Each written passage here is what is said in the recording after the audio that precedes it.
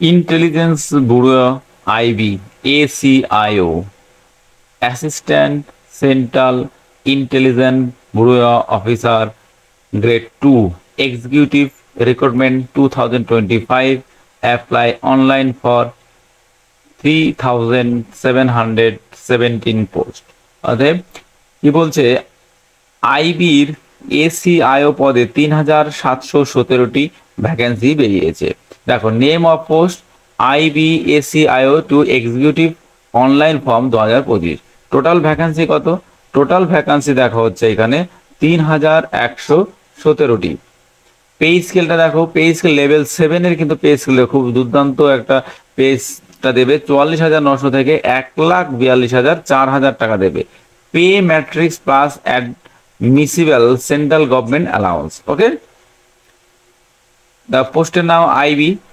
Application ফিটা দেখো, জেনারেলদের জন্য লাগবে 650 টাকা, এসসি এসটিদের জন্য লাগবে 550 টাকা, এবং আদার অল ফিমেলদের জন্য লাগবে 550 টাকা।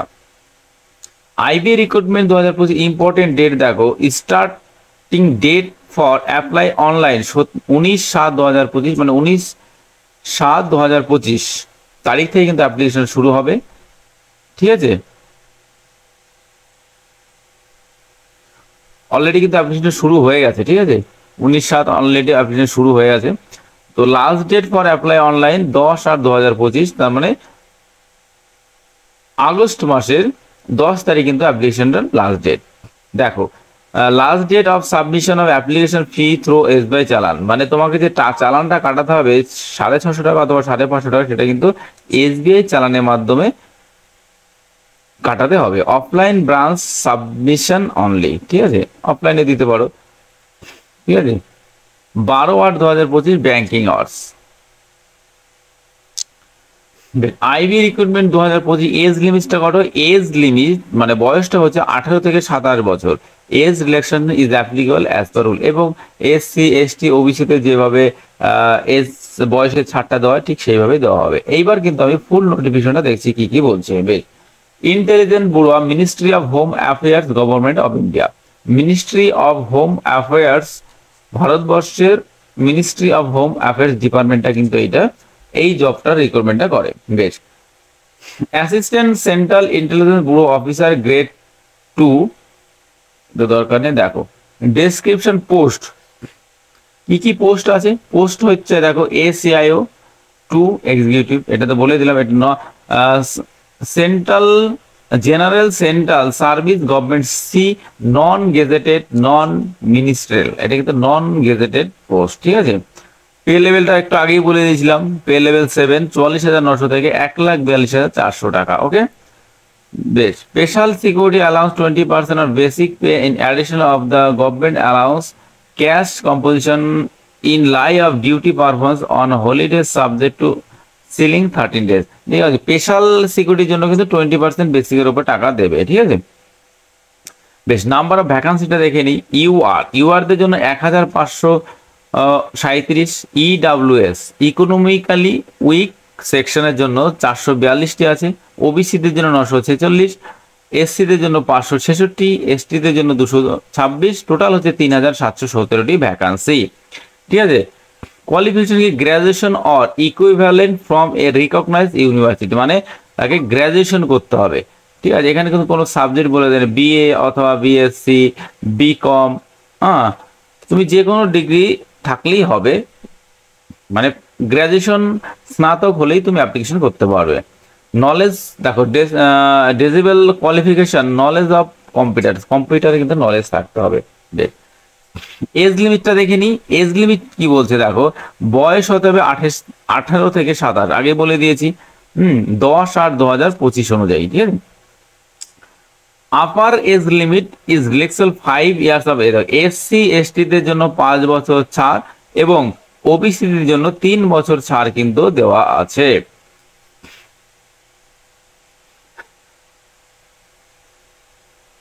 ঠিক আছে, এটা দেখে নেবে।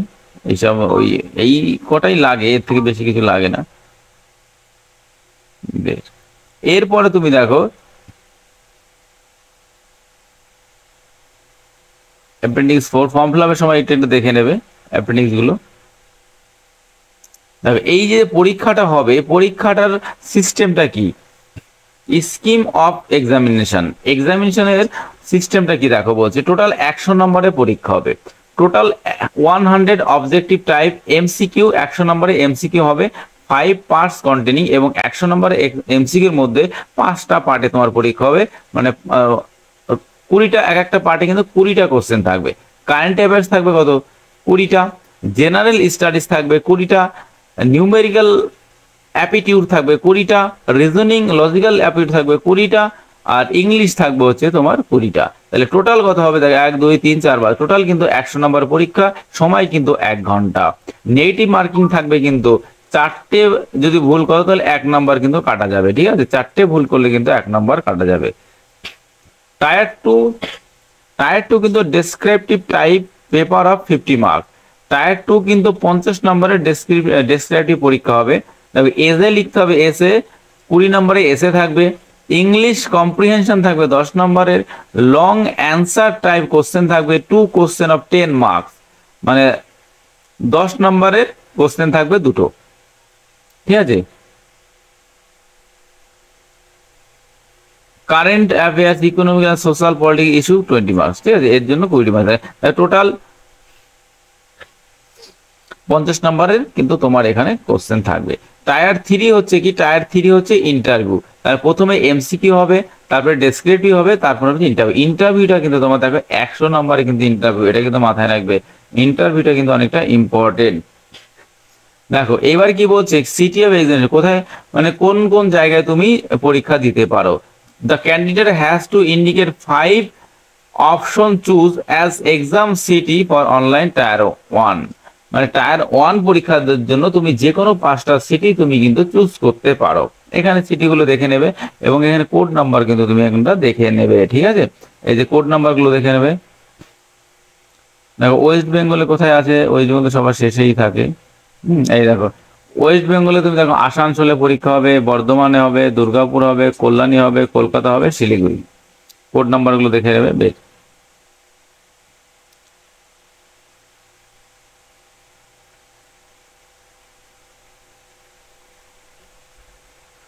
ফর্মটা কিন্তু খুব সিরিয়াসলি ফর্ম ফিল আপ করতে হবে, ঠিক আছে।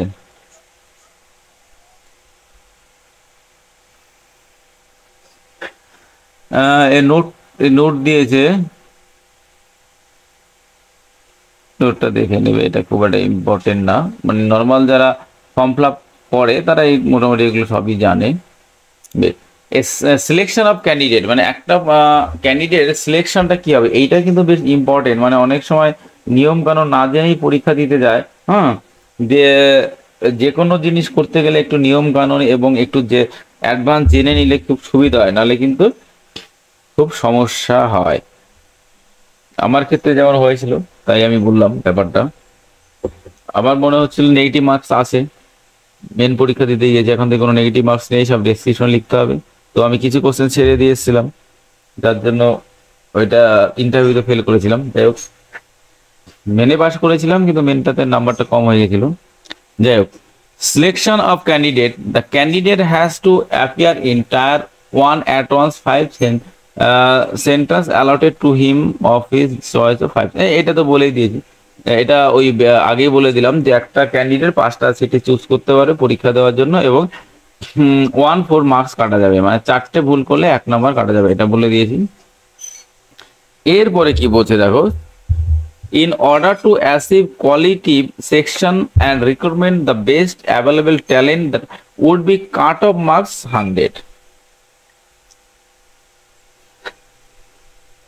দেখো 100-র মধ্যে কাট অফ, যে টায়ার 1-এ যে 100 নম্বর পরীক্ষা হবে তার কাট অফের মধ্যে ইউআরদের জন্য 35, ওবিসি 34, এসসি 33, ইডব্লিউএস 35, এই কিন্তু তোমাকে এই নাম্বারটা কিন্তু পেতে হবে কোয়ালিফাই করার জন্য। এবার এটা পেলে যে তুমি পাস করবে বা তোমাকে ডাকবে তাও না হতে পারে, কিন্তু মিনিমাম তোকে এই নাম্বারটা পেতেই হবে 100-র মধ্যে, ঠিক আছে। এবার কি বলছে দেখো, on the basis of their performance and normalisation of marks, the tier 1 exam candidate would be shortlisted to tier 2 10 times the number of vacancy। এবার কি বলছে, তুমি যদি টায়ার 1-এ পাস করো তবেই কিন্তু তোমাকে টায়ার 2 এর জন্য ডাকা হবে, এবং যা ভ্যাকান্সির সাথে 10 গুণ করলে যা হবে ততগুলো ক্যান্ডিডেট কিন্তু এখানে ডাকা হবে টায়ার 2 এর জন্য, ঠিক আছে।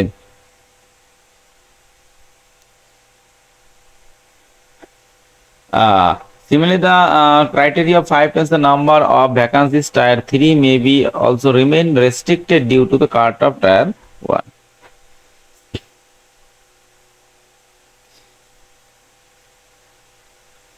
এবার আরেকটা এখানে কি বলছে দেখো, বলছে টায়ার 2 যারা পাস করবে, টায়ার 1 এ যারা পাস দিয়ে 10 গুণ, সেই 10 গুণের মধ্যে 5 গুণ হচ্ছে টায়ার 3 এর জন্য ডাকা হবে।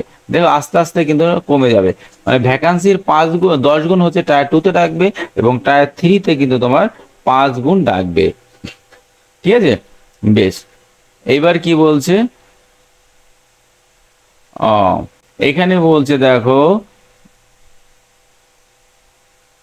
মিনিমাম 35% মার্কস 50-এর মধ্যে কিন্তু মিনিমাম থাকে 33% মার্কস কিন্তু তোমাকে টায়ার 2 তে পেতেই হবে। তারপরে ঠিক আছে, এটা কিন্তু কন্ডিশন দিয়ে দিয়েছে, টায়ার 2 তে পরীক্ষার মধ্যে 33% তোমাকে অন্তত পেতেই হবে। টায়ার 2 দেখো এটা কি বলছে, টায়ার 1 এবং টায়ার 2 এবং টায়ার 3 সাক্ষাৎকার পরীক্ষার সম্মিলিত পারফরমেন্সের ভিত্তিতেই ACIO 3 এক্সিকিউটিভ পদের জন্য একটি চূড়ান্ত মেধা তালিকা প্রকাশ করা হবে, ঠিক আছে।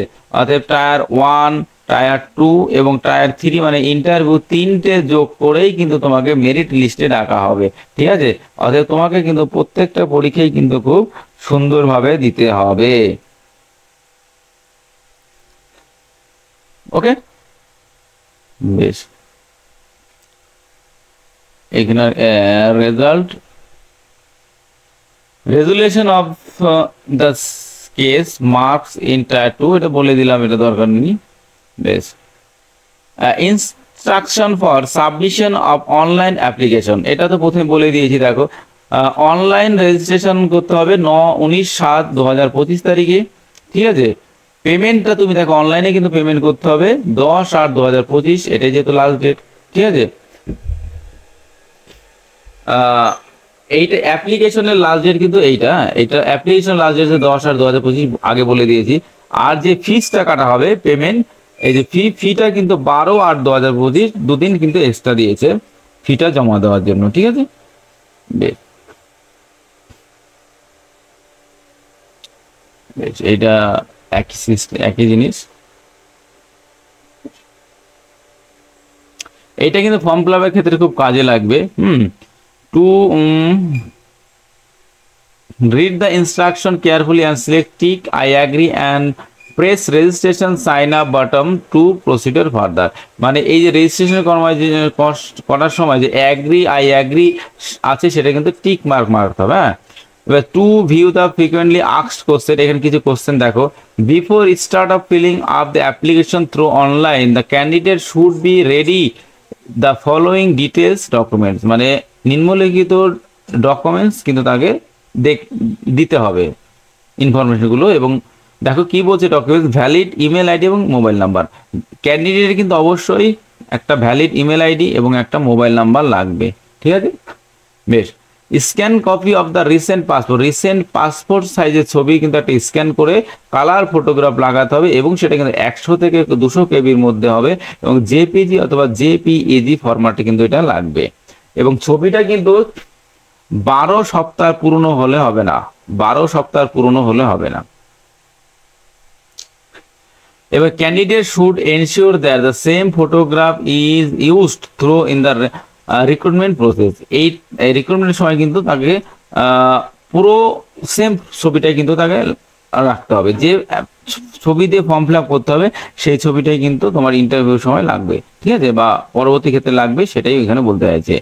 সিগনেচারটা কিন্তু অবশ্যই 80 থেকে 150 কেবির মধ্যে হতে হবে, এটাও কিন্তু জেপিজি এবং জেপিইজি ফরম্যাটে করতে হবে, ঠিক আছে। তারপরে কি বলছে, valid photo ID proof issue by central অথবা স্টেট গভর্নমেন্টের তোমার ভ্যালিড ফটো আইডি লাগবে, হ্যাঁ, Aadhaar card, voter card, PAN card এগুলো লাগবে। এবার certificate, marksheet pertaining of class 9, 11 and graduation অর্থাৎ পোস্ট গ্রাজুয়েশন, ঠিক আছে। 10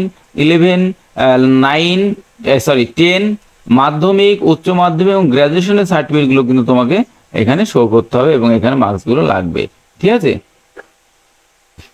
এবার অ্যাপ্লাই করবে কি করে, দেখো এই যে অ্যাপ্লাই তো প্রসেসটা এখানে বলেই দিয়েছে।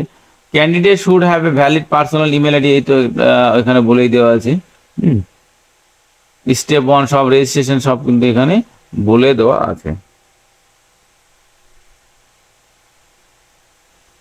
এখানে কিন্তু অ্যাপ্লিকেশনের পুরো সিস্টেমটা কিন্তু বলে দেওয়া আছে,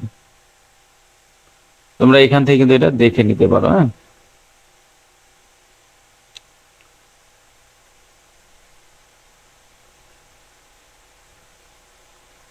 এক্সামিন ফি, এখানে ওয়েবসাইটটা আমি কিন্তু আমার ভিডিও ডেসক্রিপশন বক্সে আমি দিয়ে দেবো, আর এখানে ওয়েবসাইটটা দেওয়াও আছে। দেখো এই যে এই দেখো ওয়েবসাইট এখানে দেওয়া আছে, ওয়েবসাইট কিন্তু এখানে দেওয়া আছে। আমার ভিডিওটার ডেসক্রিপশন বক্সে কিন্তু আমি লিঙ্কটা দিয়ে দেবো, ঠিক আছে। আর অথবা এই যে তুমি দেখো এখানে ওয়েবসাইটটা দেওয়া আছে। বেশ, দেখো এরপরে কি বলছে, ফিসটা তো একবার বলেই দিয়েছি, আমি আবার বলে দিয়েছি। List in two component, examination fee 100 টাকা, ₹100 অনলি, রিক্রুটমেন্ট প্রসেস হচ্ছে 550 টাকা। বেশ, অল ক্যান্ডিডেটদের জন্য হচ্ছে রিক্রুটমেন্ট প্রসেসিং চার্জ হচ্ছে 550 টাকা। সমস্ত ক্যান্ডিডেটের ক্ষেত্রে প্রসেসিং ফি কিন্তু 550 টাকা। আর male candidate of UR EWS, এই যে 100 টাকা যে ডিফারেন্সটা হচ্ছে, দেখো এক্সামিনেশন ফি হচ্ছে 100 টাকা, additional to recruitment processing free 550, total হচ্ছে 650 টাকা। এটা কাদের জন্য, ইউআর ইডব্লিউএস ওবিসি ক্যাটাগরিদের জন্য, ঠিক আছে। আর এসসি দের ক্ষেত্রে কিন্তু এক্সামিনেশন ফিটা লাগে না, ওটা কিন্তু 550 টাকা, ঠিক আছে। বেশ, এই যে মোড অফ পেমেন্ট, এগুলো সবই বলে দেওয়া হয়েছে, আমার সবই বলে দিয়েছি কিভাবে পেমেন্ট করতে হবে। তো এটা আবার বলে ভিডিওটা লেন্থি করছি না আমি, ঠিক আছে। তো যা ইনফরমেশন এখানে মোটামুটি ইনফরমেশনটা সব দেওয়া হয়ে গেল। Form of centralised to be produced by other backward classes applying for appointment to post under the government of India, এইটা ফর্ম ফিল আপ করছে ব্যাকওয়ার্ডরা, এইটা ফর্ম ফিল আপ করবে এবং district magistrate deputy commissioner signature লাগবে, date seal সব এখানে দিয়ে দেবে। হ্যাঁ, ডিক্লারেশন, এই ফর্মটা ফর্ম ফিল আপ করে নেবে যারা ব্যাকওয়ার্ড ক্লাসেস, ঠিক আছে।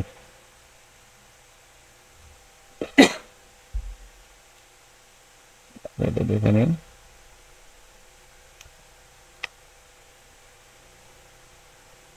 এই দেখো declaration under for OBC candidate, OBC ক্যান্ডিডেটটা কিন্তু এইটা করবে। এখানে কিন্তু সমস্ত কিছুই বলে দেওয়া আছে। Name and address of the authority issue the certificate, income and asset certificate to be produced by economically weak section. যারা ইডব্লিউএস তাদের কিন্তু এইটা ফর্ম ফিল আপ করতে হবে। ভ্যালিড অফ দ্য ইয়ার, এটা কিন্তু ফর্ম ফিল আপ করতে হবে এক্সট্রা আর কি, ফর্ম নাম্বার দেওয়া আছে। স্পোর্টসম্যানদের জন্য কিন্তু একটা ঘর দিয়ে দিয়েছে, স্পোর্টসম্যানদের জন্য কিন্তু একটা অ্যাপেন্ডিক্স 3 দিয়ে দিয়েছে, এটা ফিল আপ করবে স্পোর্টসম্যানরা। তারপরে স্টেট সার্টিফিকেট, এটা স্পোর্টসম্যানদের জন্য এই একটা ফর্ম দেওয়া আছে, এগুলো কিন্তু সব ফিল আপ করে নিতে হবে।